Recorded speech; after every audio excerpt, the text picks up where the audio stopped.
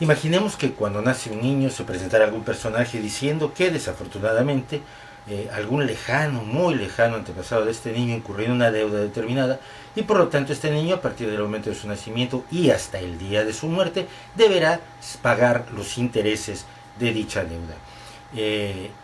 Con el añadido de que si su parte no está bien pagada al final de su vida, deberá sufrir una pena aún mayor durante el resto de la eternidad. Esto nos parecería absolutamente inaceptable, pero se lo aceptamos perfectamente a la Iglesia Católica con gran frecuencia.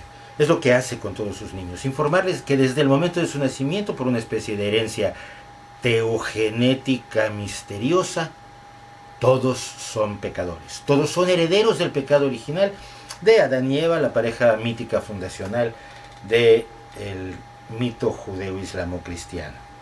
Aunque hay que aclarar que el Islam en particular no tiene el concepto de pecado original. El pecado original sobre todo le gustaba mucho a Saulo de Tarso, Pablo, el verdadero fundador de la Iglesia Católica, tal y como la conocemos. Pues bien, la Iglesia Católica le dice a los hijos de todos los fieles que son pecadores de nacimiento, que nacen sucios, asquerosos, repugnantes, horribles a los ojos de Dios, impuros, y que deben compurgar la pena pagando el pecado original de Adán y Eva y pagando sus propios pecados porque van a pecar, porque han nacido pecadores. La Iglesia Católica tiene un Dios que crea pecadores, que ha creado una raza pecadora para luego fustigarla y torturarla con el pago de sus pecados, cosa que no deja de sonar absurda. El pecado original en realidad, lo más curioso es que no tiene nada que ver con lo que suelen decirnos los mitos católicos y los sacerdotes cuando se dejan ir enloquecidos en esas prédicas dominicales donde creen que ordenan lo que debe hacerse en el mundo. El mito del pecado original no es la fornicación, no es la cópula, no es el sexo, no es la inserción del pene de Adán en la vagina de Eva.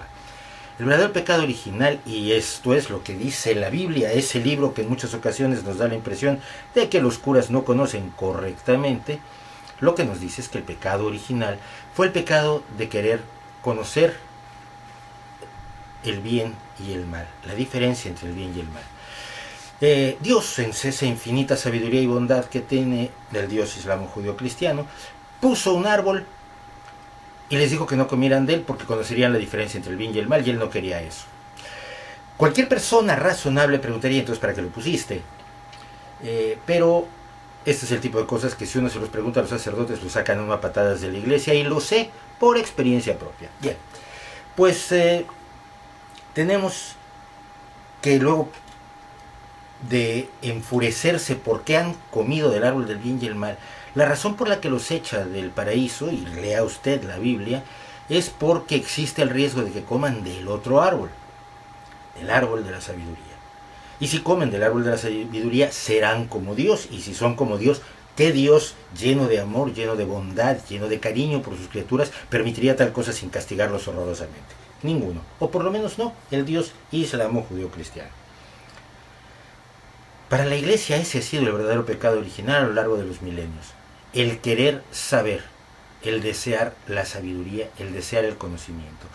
Por ello, la Iglesia Católica ha sido singular entre las religiones, no la única, pero sí la más destacada, en luchar contra toda forma de conocimiento, contra todo avance de la ciencia, contra la tecnología, contra las diversas expresiones de la búsqueda humana por comprender su universo, controlarlo, manejarlo, beneficiarse de él y hacerse de una vida más larga y más sana.